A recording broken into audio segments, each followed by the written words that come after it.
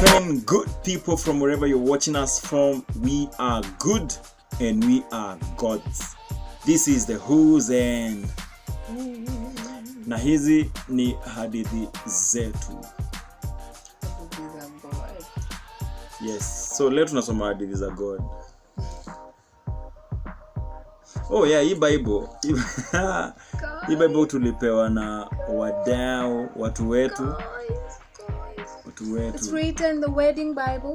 It's a wedding. It's a marriage Bible, not a wedding Bible. I don't know if you can see that. It's wedding. You meant wedding? Yeah. Yeah. So this is our wedding. We were given this on our wedding day, and we decided tukifanya devotion zetu tutakuwa tunatumia hii.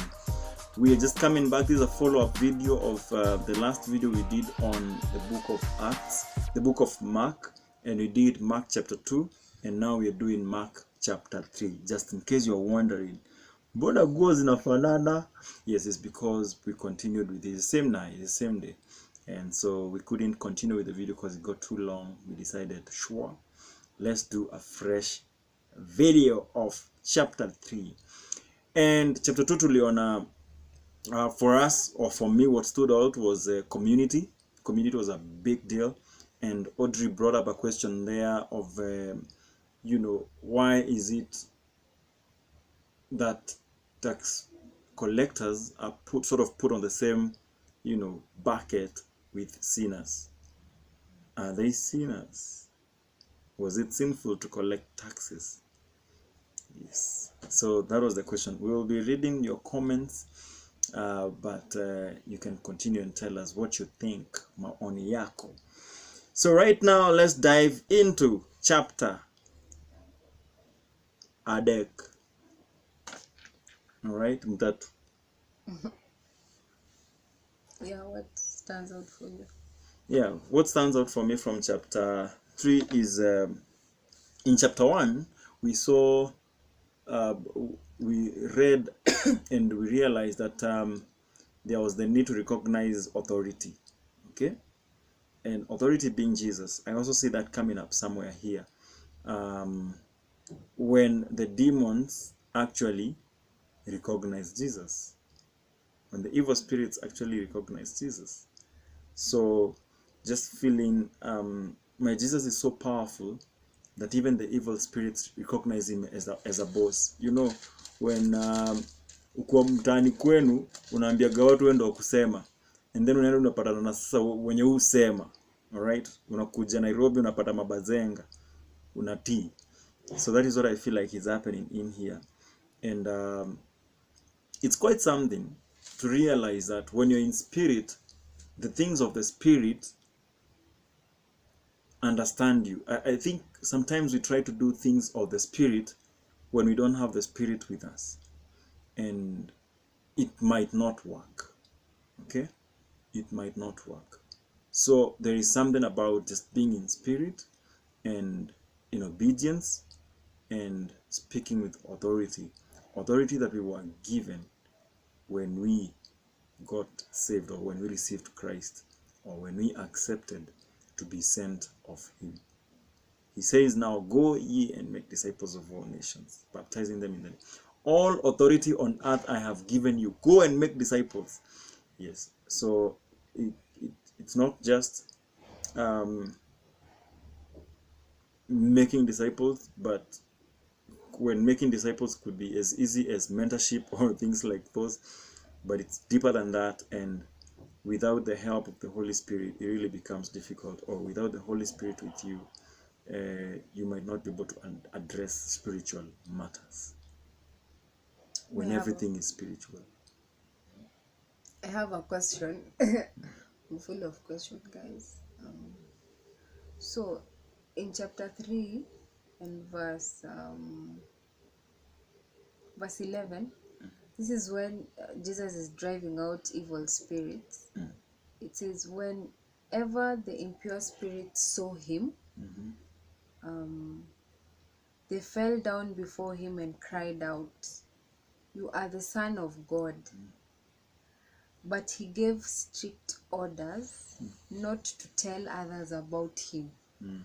Why would would Jesus not want people to be told about him, when actually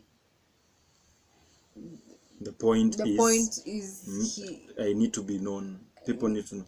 Yeah, that was also mentioned in chapter 1 when Jesus heals someone and tells them, don't go tell anyone, wachana tuna your story, but end up at church, you know. So here Jesus again, and I think that's what I'm just referring to. Jesus, the evil spirits recognize him. You see that he was the one in charge. I mean, in the spiritual world, he reigns, he rules. That's that is his place. And everyone else who tries to come to oppose him, they can only be second. And so that's why they bow into him, because they know who's on the throne. They know who's supreme. So why he's telling them not to go tell anyone, it's because, again, his time was not yet. He still needed to do this for a longer period of time. It's like when you can easily get into a kibandaski and do chapati dondo when you're just an ordinary person. And when you become famous now, it becomes difficult. When you can go to a kibandaski and eat chapati dondo with regular people, ordinary people, you realize maybe you're able to do much more than when you're on the limelight and there is pressure and there is control from so many places. I feel like that is what Jesus was trying to do, just wanting to do more, still chini ya maji, you get. I think he felt effective that way. But then again, there was so much opposition, and he was undercover. He was undercover. He knew if word was spread about his presence, maybe in a certain village, the people that were like Pharisees were against him, who questioned his teachings, would maybe protect or stop him from getting in.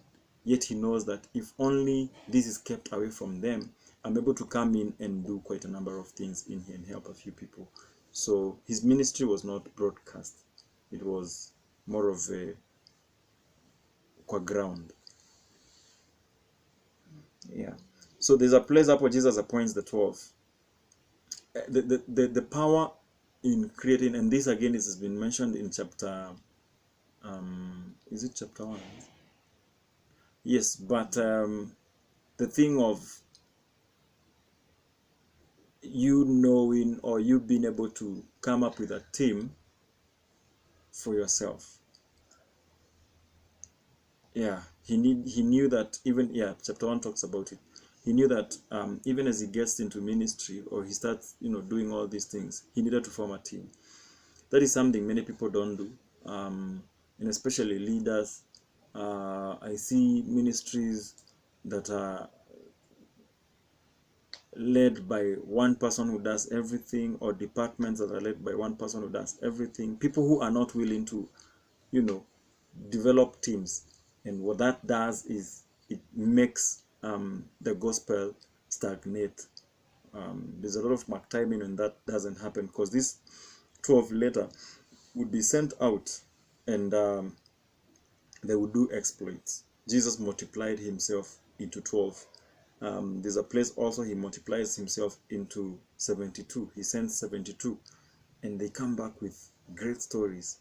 Now he's creating a team of 12, and these were like his core team. Can you imagine that? Jesus had a core team, and kwa hiyo core team alikuwa na squad yake. Sasa wasi wake watatu alafu yeye, alafu wewe bado unangangana, you still want to do things alone. Okay, let's see how far you go. Yeah, that stands out for me. Anyway, is that all for now? Yeah, we could go on and on and on. There's that story of Jesus healing on Sabbath. I think he's trying to just address religion, and this debate has been Sabbath inakuwaga lini wase, and we can talk. You can comment down there and let us know. When do you think is Sabbath? And maybe this is a good point to end this video at. Sabbath ni lini? When is Sabbath? Or when do you think Sabbath should be?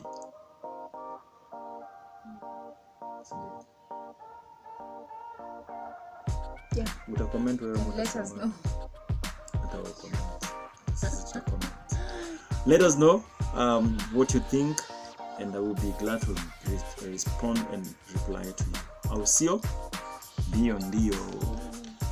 From us we say Kwaherini. Kwaheri.